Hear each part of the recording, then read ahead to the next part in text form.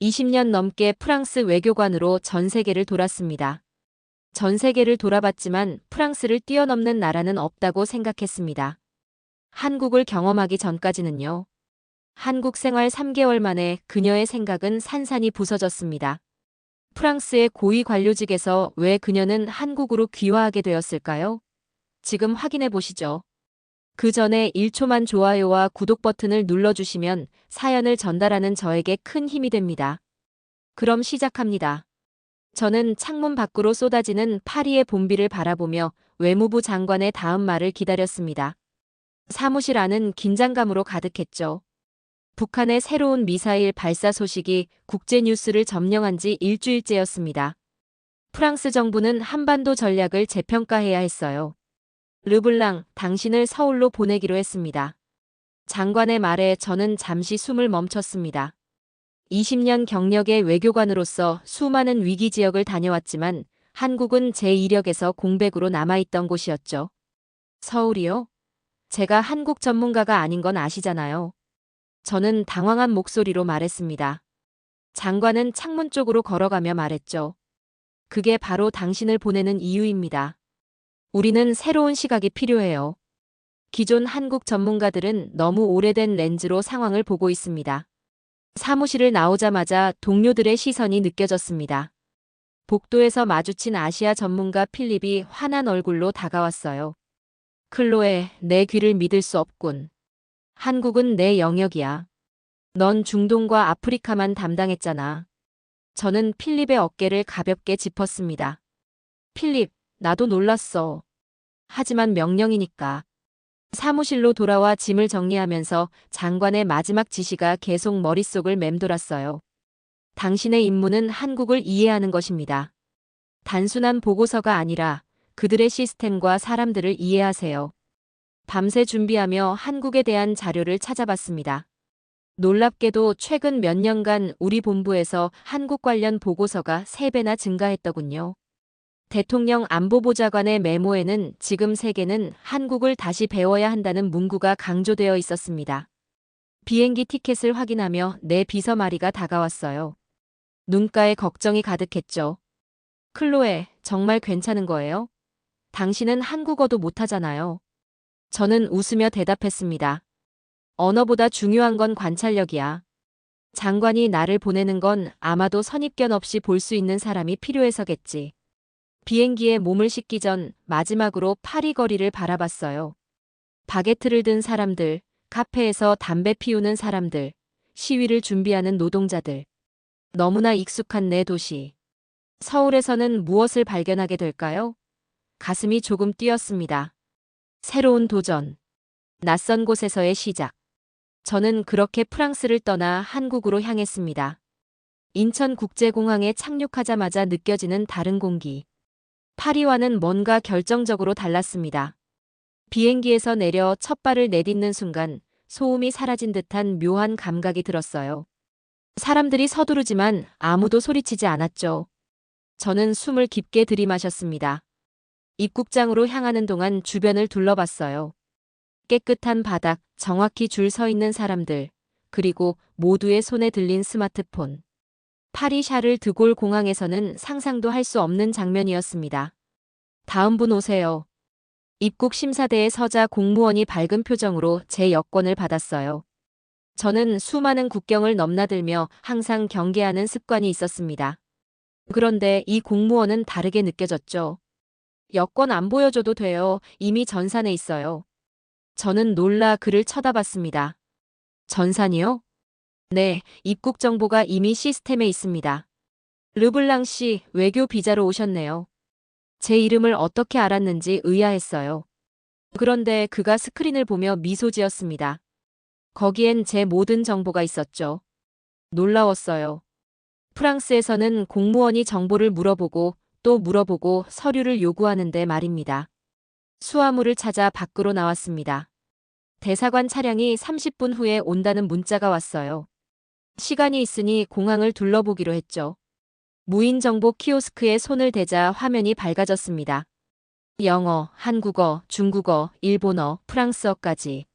제 모국어를 보니 갑자기 마음이 편해졌어요. 손가락으로 지도를 확대하며 서울 시내를 살펴봤습니다. 얼마나 선명한지. 파리의 낡은 관광 안내소와는 비교도 안 되었죠. 화장실에 들렀을 때도 놀랐어요. 자동문, 센서 수도꼭지, 완벽한 청결함. 유럽의 공공화장실은 대부분 불쾌하다는 생각이 들었습니다. 공항 로비에서 커피를 주문하려는데 현금을 꺼내자 점원이 웃었어요. 카드나 휴대폰으로 하시는 게 편하실 거예요. 주변을 보니 모두가 휴대폰을 대고 결제하고 있었습니다. 저는 어색하게 카드를 내밀었죠. 이런 간단한 순간에도 문화 차이를 느꼈어요. 프랑스인들은 여전히 현금을 사랑하는데 말이죠. 대사관 차량이 도착했습니다. 운전기사는 제 이름이 적힌 작은 태블릿을 들고 있었어요. 저는 차에 올라타며 창밖을 바라봤습니다. 모든 것이 질서정연했어요. 보이지 않는 규칙이 있는 듯 했죠. 사람들이 무의식적으로 따르는 시스템. 프랑스에서는 규칙에 항상 반발하는데 여기는 달랐습니다. 한국에 처음 오셨어요? 운전기사가 물었습니다. 네, 첫 방문이에요. 어떤 인상을 받으셨나요? 저는 잠시 생각했어요. 규칙과 시스템이 사람을 억압하는 게 아니라 편하게 해주는 것 같아요. 놀랍네요. 운전기사가 미소 지었습니다. 여기선 그게 당연한 거예요. 도시로 향하는 고속도로는 깨끗했고 차들은 차선을 잘 지켰어요. 질서가 없어 혼란스러운 파리 시내 도로와 너무 달랐습니다. 저는 창밖 풍경을 보며 생각했습니다. 이곳은 내가 상상했던 아시아와 다르구나. 여기서 무엇을 배울 수 있을까? 대사관에 도착한 첫날은 회의와 소개로 정신없이 지나갔어요. 하지만 둘째 날, 저는 일정이 시작되기 전 서울을 직접 느껴보고 싶었습니다. 대사관 숙소를 나와 이른 아침 거리로 나섰죠. 어디로 가실 거예요? 경비원이 물었습니다. 그냥 걸어볼 생각이에요. 도시를 느끼고 싶어서요. 경비원은 놀란 표정이었어요. 혼자요? 운전기사를 불러드릴까요? 저는 웃으며 고개를 저었습니다. 괜찮아요. 파리에서도 늘 혼자 다녔죠. 대사관을 나와 처음 마주한 건 아침 출근길의 사람들이었어요. 모두 급하게 움직이는데도 충돌하지 않았습니다. 신기했죠. 횡단보도에선 빨간불에 완벽하게 멈춰 섰고 초록불이 되자 일제히 움직였어요. 파리라면 신호등은 그저 장식품 같은 존재인데 말이죠. 지하철역을 발견하고 들어갔습니다. 복잡한 노선도를 보며 잠시 당황했지만 금세 영어 안내를 찾았어요. 티켓을 사려고 보니 카드를 대거나 휴대폰 앱을 써야 했죠. 저는 어색하게 카드를 꺼냈습니다. 지하철에 탑승하자 모두 조용히 핸드폰을 보고 있었어요. 파리 메트로의 시끄러운 대화, 음악 소리, 간혹 벌어지는 말다툼과는 달랐습니다. 여기선 모두가 서로의 공간을 존중하는 듯 했죠. 갑자기 한 노인이 타셨어요. 순간적으로 젊은 남성이 일어나 자리를 양보했습니다. 노인은 감사하다는 듯 고개를 숙였고 젊은이는 당연하다는 듯 웃었어요. 제가 본 것은 단순한 자리 양보가 아니라 깊은 문화적 이해였습니다. 파리 메트로에선 상상할 수 없는 장면이었죠. 무작정 한 역에서 내려 골목길로 들어섰어요. 거리는 깨끗했고 작은 가게들이 줄지어 있었습니다. 한 카페에 들어가 커피를 주문했죠. 주인이 친절하게 웃으며 영어로 물었어요. 처음 오셨나요? 네, 어떻게 아셨죠? 표정에서 보여요. 모든 것이 새롭게 보이는 그런 눈빛이요. 저는 창가에 앉아 지나가는 사람들을 관찰했습니다. 젊은이들의 패션, 노인들의 걸음걸이, 아이들의 웃음소리. 조각조각 서울의 모습을 마음에 담았어요. 문득 깨달았습니다. 여기선 경찰이 거의 보이지 않는데도 모든 것이 질서 있게 돌아간다는 걸요. 여긴 국민이 스스로 사회를 만드는구나. 저는 혼잣말로 중얼거렸습니다. 파리에선 항상 경찰이 통제하고 규칙을 강요하고 그래도 혼란스러운데 여기선 보이지 않는 합의가 있는 듯 했어요. 카페를 나와 골목을 더 탐험했습니다. 작은 시장에 들어서자 활기찬 분위기가 저를 반겼어요. 상인들은 큰 소리로 손님을 부르지 않았지만 미소로 환영했죠. 저는 낯선 과일 하나를 가리켰습니다. 이게 뭐예요? 상인이 한 조각을 잘라 건넸어요. 감이에요. 한국 전통 과일이죠. 드셔보세요. 달콤한 맛이 입안에 퍼졌습니다. 저는 고개를 끄덕였어요. 맛있네요. 상인이 웃으며 더 담아주었습니다. 제가 지불하려 하자 손을 저었어요. 처음 오신 손님께는 선물입니다. 한국에 오신 걸 환영해요. 이런 작은 친절이 마음을 따뜻하게 했습니다. 파리에선 관광객을 대할 때 냉소적인 경우가 많은데 여기선 다르게 느껴졌어요. 대사관으로 돌아가는 길, 저는 생각했습니다. 이 도시는 겉으로 보이는 것보다 더 복잡한 층위가 있구나. 작은 행동 하나하나가 모여 강한 나라를 만든 거겠지. 이제 진짜 임무가 시작됐다는 느낌이 들었어요. 대사관 업무를 시작한 지 일주일이 지났습니다. 서류와 보고서 사이에서 진짜 한국을 이해하기란 쉽지 않았어요. 마침 대사관 직원들이 저녁 식사를 제안했죠. 클로에 씨, 오늘 저녁에 한식 먹으러 가요. 보고서만으로는 한국을 알 수 없어요. 우리는 번화가의 한 식당으로 향했습니다. 입구에 들어서자 활기찬 분위기가 느껴졌어요. 저는 익숙한 프랑스 레스토랑의 정적과 격식을 기대했는데 여기는 달랐습니다. 테이블에 앉자 소주병과 작은 접시들이 놓였어요. 그리고 곧 테이블 전체가 다양한 색깔의 음식으로 채워졌습니다. 이게 다 뭐예요? 저는 놀라서 물었습니다. 한국인 동료 지연이 웃으며 설명해 주었어요. 반찬이라고 해요. 메인 요리가 나오기 전에 함께 즐기는 작은 요리들이죠. 저는 젓가락을 어색하게 들었습니다. 파리의 미슐랭 스타 레스토랑에서도 자신있게 식사했던 제가 여기선 초보자 같은 기분이었어요. 이걸 먼저 드셔보세요. 지연이 김치를 가리켰습니다. 조심스럽게 한 조각을 입에 넣었어요. 그 순간 입 안에서 폭발하는 맛. 매웠지만 단순한 매운맛이 아니었습니다. 복잡하고 깊은 맛이었죠. 저는 눈을 크게 뜨고 물을 마셨어요. 괜찮으세요? 지연이 걱정스럽게 물었습니다. 네, 그냥. 예상했던 것보다 강렬하네요. 테이블에 있던 모두가 웃었어요. 저는 곧 다른 음식들을 시도해봤습니다. 된장찌개의 구수함, 불고기의 달콤함, 잡채의 부드러움. 각각의 음식이 저에게 다른 이야기를 들려주는 듯 했어요. 식사가 무르익자 동료들은 제게 질문하기 시작했습니다. 프랑스에서는 식사가 어떤가요? 저는 와인 한 잔을 마시고 대답했어요. 프랑스에서 식사는 예술이에요. 완벽한 균형과 절제가 중요하죠. 하지만 여기 음식은 감정이 느껴집니다. 정제되지 않은 날 것의 감정 같아요. 지연이 고개를 끄덕였습니다. 맞아요. 한식은 감정을 담아요. 매운 음식은 열정을, 된장은 인내를, 김치는 시간의 가치를 말하죠. 저는 그 말에 깊이 공감했어요. 프랑스 요리가 이성적이라면 한국 요리는 감성적이었습니다. 갑자기 지연이 소주잔을 들었어요. 건배해요, 클로에 씨. 여기선 접시보다 마음이 먼저 차려진다고 해요. 그 말에 제 눈에 갑자기 눈물이 맺혔습니다. 왜 그랬는지 모르겠어요.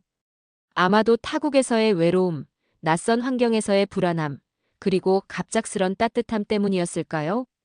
건배. 저도 잔을 들었습니다. 식사를 마치고 밖으로 나오며 저는 깨달았어요. 오늘 저녁 테이블에서 주고받은 대화가 일주일 동안 읽은 외교 문서보다 더 많은 것을 알려주었다는 걸요. 음식을 통해 문화를 이해하는 것, 그것이 진정한 외교의 시작일지도 모르겠다고 생각했습니다. 호텔로 돌아오는 길, 제 마음속엔 새로운 문장이 떠올랐어요. 문화는 포크보다 젓가락이 더 정확하게 전한다. 오늘 밤, 저는 프랑스에 보낼 첫 번째 진짜 보고서를 작성했습니다. 숫자와 분석이 아닌 사람과 감정에 관한 보고서였죠. 아침 일찍 조깅을 하기 위해 숙소를 나섰습니다. 서울의 새벽 공기는 파리보다 깨끗했어요. 한강변을 따라 달리면서 이미 많은 사람들이 운동하고 있는 모습이 보였습니다. 노인들은 체조를, 직장인들은 출근 전 달리기를, 주부들은 빠른 걸음으로 산책을 하고 있었죠. 갑자기 한 장면이 제 눈에 들어왔어요. 노인 한 분이 스마트폰으로 뭔가를 찍고 계셨습니다. 호기심에 가까이 가봤어요. 노인은 보도블록이 깨진 부분을 사진 찍고 있었습니다. 무슨 일이세요? 저는 조심스럽게 물었어요. 노인은 저를 보고 미소 지었습니다. 아, 외국인이시군요. 길이 파손돼서 신고하는 중이에요. 신고요? 경찰에요? 아니요, 시민신고 앱이에요. 보세요. 노인이 보여준 화면에는 깔끔한 인터페이스의 앱이 보였습니다. 위치 정보와 함께 사진이 첨부되고 간단한 설명을 적는 공간이 있었어요. 놀라움도 잠시 20분 후 우리가 아직 그 자리에 있는데 작업복을 입은 2명의 공무원이 나타났습니다. 그들은 노인에게 인사하고 바로 보도블록 수리를 시작했어요. 이렇게 빨리 오다니. 저는 놀라움을 감추지 못했습니다. 노인은 당연하다는 듯이 말했어요. 당연히 빨리 와야죠. 우리가 세금 내는데요. 저는 웃음을 터뜨렸습니다. 파리에서는 민원을 넣으면 일주일은 기본, 한 달 후에도 아무 일 없는 경우가 많았어요. 관료주의의 미로에 갇혀 시민의 목소리가 잘 전달되지 않았죠. 노인과 잠시 더 이야기를 나눴습니다. 그분은 35년간 공무원으로 일하셨다고 해요. 은퇴 후에도 시민으로서 의무를 다하고 계셨죠. 우리나라가 이렇게 빨리 발전한 건 정부 덕분이 아니에요. 시민들이 자기 역할을 한 거죠. 그 말이 제 마음에 깊이 와닿았습니다. 프랑스에선 항상 정부를 탓하고 정부의 모든 것을 요구했어요. 하지만 여기 사람들은 스스로 참여하고 책임을 다하고 있었습니다. 조깅을 마치고 돌아오는 길에 작은 구청 건물을 발견했어요. 호기심에 들어가 봤습니다. 로비에는 터치스크린 키오스크가 여러 대 있었고 시민들이 직접 업무를 처리하고 있었어요. 직원은 몇 명 없었지만 모든 것이 순조롭게 돌아가고 있었습니다. 한 직원에게 다가가 물었어요. 여기서 모든 민원을 처리할 수 있나요? 네, 거의 대부분이요. 출생신고부터 사업자 등록까지 다 가능합니다. 종이 서류 없이도요. 저는 놀라움을 감추지 못했습니다. 시민들이 이런 시스템에 적응하는데 어려움은 없었나요? 직원은 잠시 생각하더니 대답했어요. 처음엔 노인분들이 어려워하셨죠. 하지만 청년들이 자원봉사로 도와드렸어요. 지금은 오히려 노인분들이 더 적극적으로 사용하세요. 사무실을 나오며 깊은 생각에 잠겼습니다. 프랑스에서는 시스템을 현대화하려 할 때마다 거센 저항에 부딪혔어요. 변화를 두려워하는 시민들, 기득권을 놓지 않으려는 관료들. 하지만 여기선 시스템과 시민이 함께 발전하고 있었습니다. 대사관으로 돌아와 메모를 작성했어요. 한국의 시스템은 통제가 아닌 연결을 위해 존재한다. 시민이 국정의 일부가 되는 진정한 민주주의의 모습을 보여준다. 그날 저녁 한국 공무원과의 미팅에서 제가 아침에 목격한 일을 언급했습니다. 그는 미소 지으며 말했어요. 여긴 국가가 시민을 신뢰하고 시민은 그 신뢰를 저버리지 않아요. 그게 우리 시스템의 핵심입니다. 저는 고개를 끄덕였습니다. 프랑스에 돌아가면 이 경험을 어떻게 전달할 수 있을까 고민했어요. 시스템이 사람을 위해 존재하고 사람이 시스템을 살아있게 하는 이 조화로운 모습을. 이것이야말로 제가 배워가야 할 진정한 외교의 교훈이라고 생각했습니다. 서울에 온 지 한 달째, 저는 아침마다 대사관 브리핑룸에서 국제 뉴스를 체크했습니다. 오늘 아침 화면에 비친 파리의 모습에 가슴이 무거워졌어요. 대규모 반정부 시위로 샹젤리제 거리는 아수라장이 되어 있었습니다. 차들은 불타고 상점들은 약탈당했죠. 경찰과 시위대의 충돌로 수십 명이 부상했다는 뉴스였어요. 괜찮으세요? 옆자리에 마르코가 물었습니다. 저는 깊은 한숨을 내쉬었어요.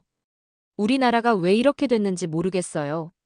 매년 시위가 더 격렬해지고 있어요. 사무실을 나와 점심시간에 서울 도심을 걸었습니다. 깨끗한 거리, 질서 있게 움직이는 사람들, 아무도 소리 지르지 않는 광장. 제 조국의 모습과 너무나 대비되었어요. 저는 작은 공원 벤치에 앉아 생각에 잠겼습니다. 프랑스인들은 항상 권리를 외쳤어요. 더 많은 복지, 더 적은 노동, 더 높은 임금을 요구했죠. 하지만 책임에 대해서는 말하지 않았습니다. 세금은 낮추고 서비스는 높이라고 요구했어요. 모순된 요구였죠. 반면 여기 한국인들은 어땠을까요? 지난 몇 주간 제가 관찰한 바로는 그들은 자신의 역할을 묵묵히 수행했습니다. 길에 쓰레기가 있으면 주워서 버렸고 규칙을 지키는 것이 당연했으며 불편함이 있어도 참고 넘어가는 모습이었어요. 우린 권리를 말하고 여긴 책임을 먼저 말한다. 저는 혼잣말로 중얼거렸습니다. 점심을 먹으러 들어간 식당에서 뉴스를 보니 또다시 북한 미사일 발사 소식이 나오고 있었어요. 전쟁의 위협이 항상 존재하는 나라. 그런데도 사람들은 평온했습니다. 뉴스를 보면서도 식사를 계속하고 웃으며 대화를 나눴죠. 북한 뉴스 때문에 걱정 안 하세요? 저는 종업원에게 물었습니다. 그녀는 어깨를 으쓱했어요. 70년 넘게 들어온 소리예요. 삶은 계속되니까요. 저는 그 말에 깊은 통찰을 느꼈습니다. 외부의 위협 앞에서도 내부의 질서와 평화를 유지하는 힘. 그것이 이 도시의 진정한 강점이었어요. 대사관으로 돌아가는 길, 한 초등학교 앞을 지나게 되었습니다. 아이들이 줄을 서서 선생님의 지시에 따라 움직이는 모습이 보였어요.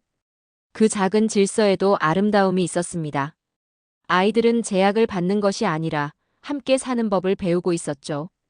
사무실에 돌아와 보니 파리에서 긴급 전화가 와 있었습니다. 외무부 차관과의 통화에서 그는 프랑스 시위 상황에 대한 제 의견을 물었어요. 르블랑, 한국에서 본 우리나라는 어떻게 보이요? 저는 솔직하게 대답했습니다. 혼란스러워 보입니다. 우리는 국민 통합에 실패하고 있어요. 해결책이 있을까? 순간 제 머릿속에 한국에서 본 장면들이 스쳐 지나갔어요. 우리는 너무 개인의 권리만 강조했습니다. 공동체에 대한 책임, 서로에 대한 배려를 가르쳐야 해요. 통화를 마친 후 창밖을 바라봤습니다. 서울의 마천루들이 저녁 노을에 물들어가고 있었어요. 분단된 나라지만 하나된 도시. 외부의 위협 속에서도 내부의 조화를 잃지 않는 곳. 저는 그 순간 깨달았습니다. 진정한 국가의 힘은 군사력이나 경제력이 아니라 국민들의 마음속에 있는 보이지 않는 합의에서 오는 것임을. 밤이 깊어갔지만 저는 오랫동안 책상에 앉아 생각했습니다. 프랑스 외교관으로서 제가 배워가야 할 것은 단순한 정보가 아니라 이 나라가 가진 보이지 않는 힘의 원천이었어요. 그리고 그것은 전략 보고서에 담기 어려운 무언가였습니다. 서울 부임 2달째, 저는 파리 본부로부터 중요한 지시를 받았습니다. 한반도 안보 위기 대응책을 제안하라는 내용이었어요. 북한의 도발이 계속되자 프랑스 정부는 군사적 압박 강화를 고려하고 있었죠. 미국과 공조하여 군사훈련을 확대하는 방안을 검토하라. 외무부 장관의 메시지였습니다. 저는 창밖을 바라봤어요. 평화로운 서울 거리에는 전쟁의 그림자가 느껴지지 않았습니다. 사람들은 일상을 살아가고 있었죠. 이 도시의 진정한 힘은 군사력이 아니라 다른 곳에 있다는 걸 저는 알고 있었어요. 다음 날 아침, 저는 한국 외교부 관계자를 만났습니다. 김 국장은 차분한 목소리로 상황을 설명했어요. 우리는 70년간 전쟁의 위협 속에서 살아왔습니다. 그런데도 OECD 국가가 됐고 문화 강국이 됐어요. 비결이 뭐냐고요? 군사력이 아니라 인내와 협력입니다. 저는 깊이 공감했습니다. 지난 2달간 한국에서 제가 본 것은 통제가 아닌 자발적 질서였어요. 강압이 아닌 협력이었죠. 사무실로 돌아와 보고서 작성을 시작했습니다. 장관이 기대하는 군사적 대응책이 아닌 전혀 다른 내용이었어요. 한국은 강압이 아닌 협력으로 움직이는 나라입니다. 이 나라의 진정한 힘은 군대나 무기가 아니라 사람들의 마음속에 있는 보이지 않는 합의에 있습니다. 북한과의 관계 개선을 위해서는 더 많은 총이 아니라 더 많은 대화가 필요합니다. 밤새 보고서를 작성했어요. 단 한 번도 군사적 압박이라는 단어를 사용하지 않았습니다.